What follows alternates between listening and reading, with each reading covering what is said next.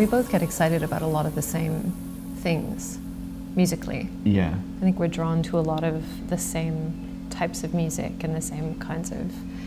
If one of us discovers something, there's a good chance the other one will be quite responsive and enthusiastic about it. I don't know. What do you think? I think also it's important that we are different kinds of musicians as well. So what we don't have in common somehow influences, you know, how we work together, but also how we can find common ground. For instance, you know, Chris works coming from more a sound art, I guess, conceptual improvised performance background. I, you know, have a classical music background.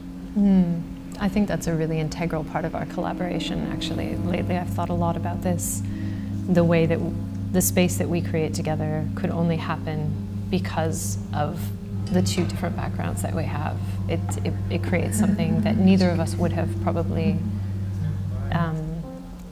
explored in the same way if it wasn't for the other.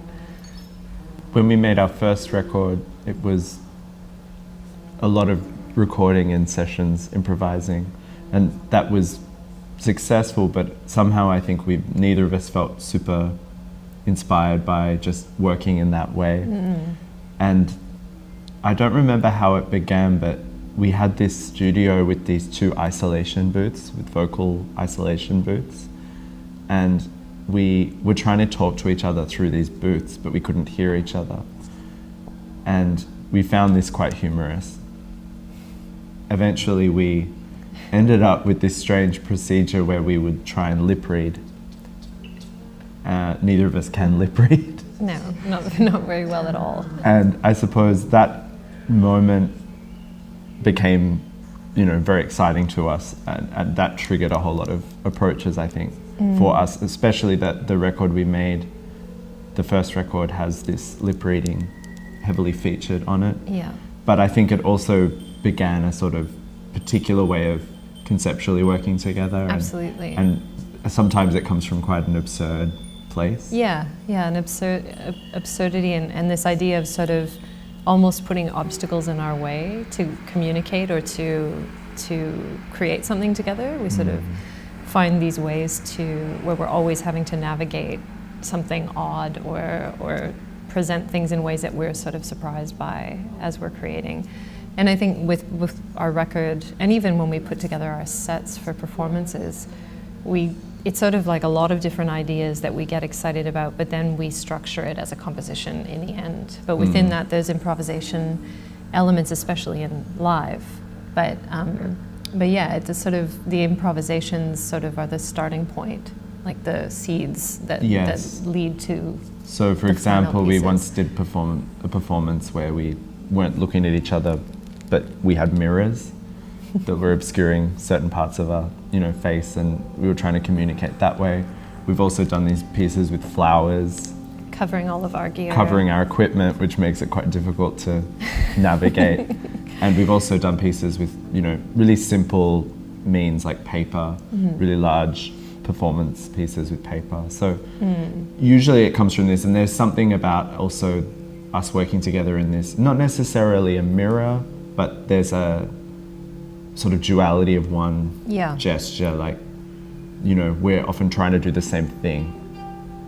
Like, things are symmetrical somehow, but the result is not symmetrical. Yeah, we're reflecting each other, but even because our methods are different, it's always going to, like, the uniqueness of our individuality is always present, but we're always sort of responding to each other and reflecting each other in some way.